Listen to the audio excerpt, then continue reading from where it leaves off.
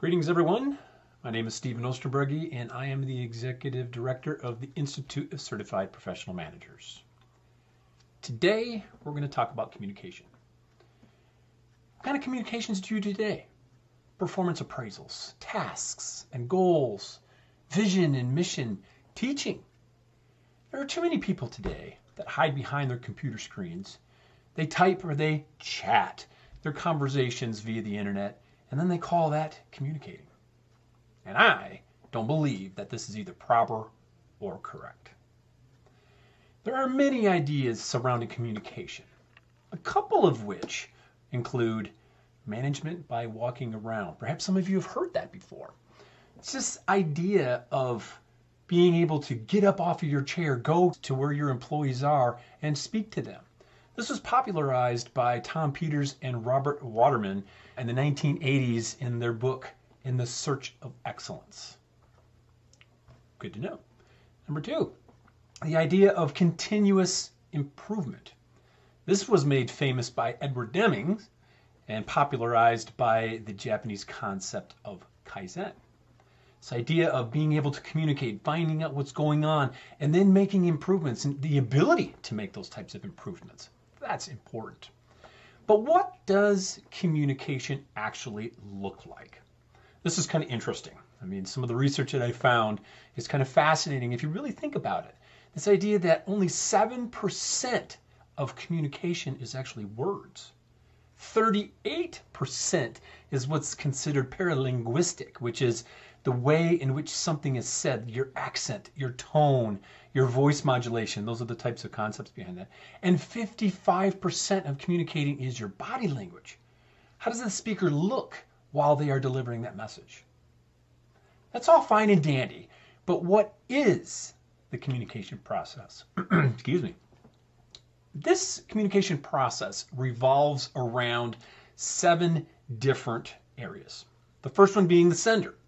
Okay? The sender is the individual who's actually making the message. Encoding it, you have to think about it and be able to provide, what is it that I'm trying to say? How should I say it? That's an encoding, encoding process. Then you actually have the message. What is said? What should be said? The channel that's being used. Are we picking up a telephone? Are we typing it, texting it? Are we emailing it? Okay, there are many, many different types of channels today, considering when you think way back when. You're writing a letter. Woo, there's snail mail. Okay. Then you also have to consider the receiver. You are the sender. Who are you talking to? Who's the receiver? They then need to decode what you are trying to say.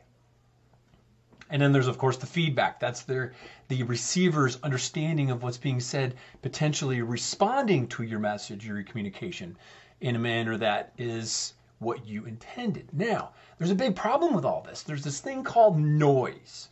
We all know what that means. I don't need to define it. But the 3 of the 7 areas of this process, again, kind of review. You have the sender, the encoding, the message itself, the channel being used, the receiver or the recipient, the decoding of your message, and then the feedback. Okay? Noise happens from the message itself, the channel, and the receiver. So it's actually hitting 3 of those 7 channels, number 3, 4, and 5. Okay? Language is noise in the sense of if I have a very heavy accent, some people may not understand that.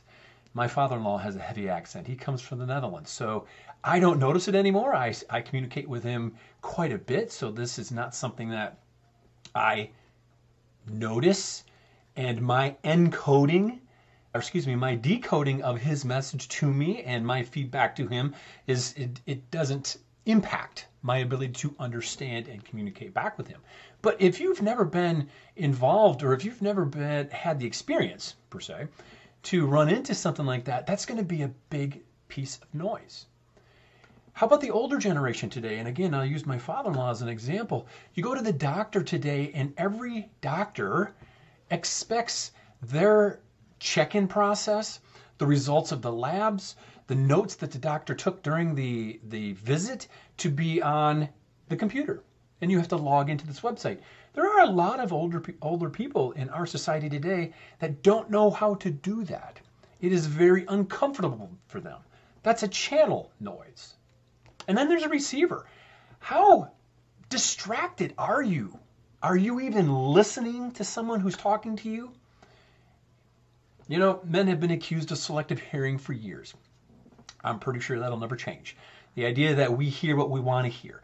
Now, I don't believe that's specific to this one gender, but it's the idea of, are you distracted? So when your person, the other person that's trying to communicate with you, is saying something to you and you're not even listening, and all of a sudden you kind of whip back into the conversation, you may say something or answer something that has absolutely nothing to do with what was trying to be communicating.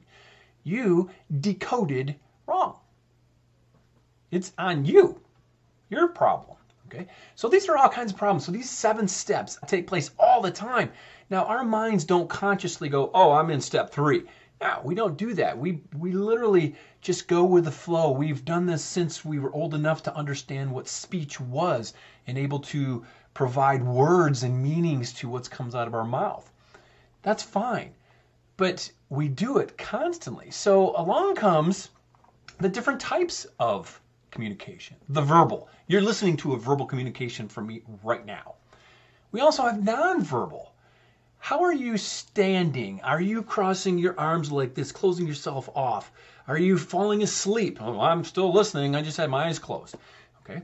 The third one is the symbolic. So we got verbal, nonverbal, and symbolic. Now, symbolic is kind of interesting. I actually had to kind of look it up and kind of understand it a little bit better.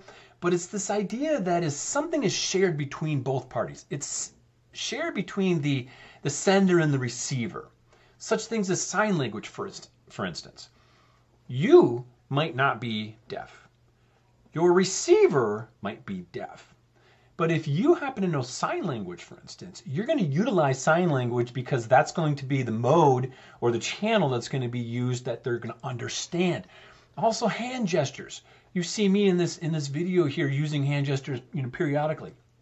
Have you ever had the pleasure of speaking to someone that uses a lot of hand gestures? Their hands are constantly flying all over the place. That's symbolic. Okay? 3 ways to kind of look at this: verbal, nonverbal, and symbolic. All right. So why should you or any other manager care about communication? Good communication skills are crucial for managers because they directly impact your team's or their team's productivity, morale, overall success. Some of the reasons why that's true is this. How about the clarity of expectations? You have an expectation for your subordinates. Do they understand that? Are you able to articulate it properly, well enough for them to understand what those goals are? And remember, go back. Are you encoding your message and sending it in the correct channel that your receiver can decode it and understand it? And the feedback they give you is actually the completion of that? That's kind of an expectation. When I say something to you, when I tell a baby, no, don't do that, or my very young child say, no, don't do that, that's an expectation. I expect them to stop. And if they don't, I may have to change the message. I'll have to change the format, change those process somewhere, because perhaps they are decoding my message wrong. How about team motivation? Okay, and the morale. Effective communication helps managers inspire and lead and motivate those employees. Recognize achievements. Give constructive feedback, showing empathy and building trust and engagement with these individuals. They're going to trust you. They're going to be more inclined with your good communication to share more with you to help you understand what they need and what they need to get something done. About conflict resolution. Misunderstandings and disagreements are inevitable. You're going to have them. Okay? We don't live in a perfect world. We all have a different understanding of certain things, but this is necessary to kind of understand that. Strong communicators can address and resolve these conflicts personally, professionally, minimize disruptions in maintaining the team harmony, again, to get those tasks, goals, and whatever else completed successfully. Decision making. I Talked about that in a previous video. Managers must convey clearly what they expect and explain the rationale for it. It's one thing to tell somebody, just do it. Okay? You know, Nike's got that down packed already. You know, just do it. Well, that's fine. Why? When you tell an employee just to do something, it's probably wise to tell them the purpose of why you're asking them to do it or telling them to do it. Do they have a meaning that kind of goes with them? Think about mission and vision. You know, mission is what I'm doing today. Vision is where I want to be in the future.